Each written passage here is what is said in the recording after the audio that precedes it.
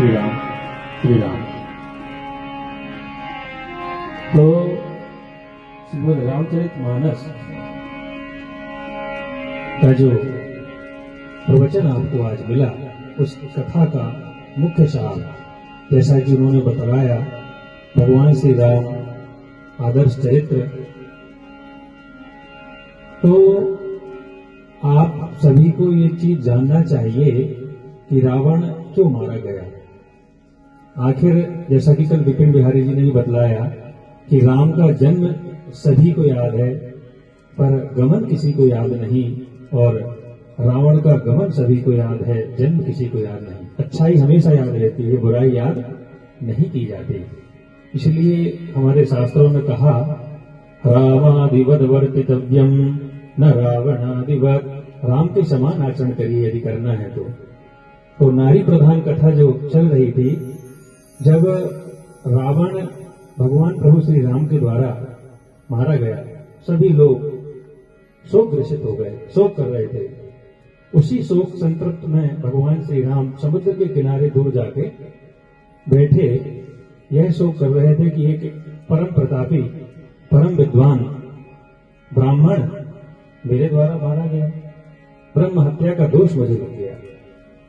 इसी बीच मंदोदरी ने, जो रावण की पत्नी थी, उन्होंने विचार किया कि आखिर इतना प्रकांड विद्वान, कितना वर्णन प्रेमलता जी ने यहां किया कि नवग्रह जिसके पास विराजमान, सारे देवता जिसकी सेवा में लगे, सोने की लंका जिसके पास, ऐसा कुछ नहीं था जो उसके पास न था, लगभग सब कुछ था।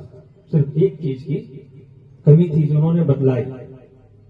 वो क्या थी कि मंदोदरी ने अपने परिकरों से सवाल किया कि हम एक बार उसके दर्शन करना चाहते हैं जिसके द्वारा हमारे पतिदेव मारे गए, क्योंकि साधारण नहीं था। आखिर हम भी तो देखें कि ऐसा कौन सा साधारण मानव यहां आ गया जिसके द्वारा हमारे पति की हत्या हुई, वध किया गया।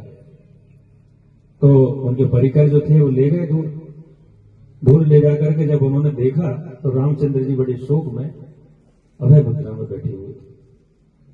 जैसे ही पीछे से मंदोदरी का आगमन हुआ और उनकी परछाई भगवान श्री राम पर पड़ी, तुरंत खड़े हो गए और खड़े होकर के पीछे पलट करके देखा और प्रणाम किया।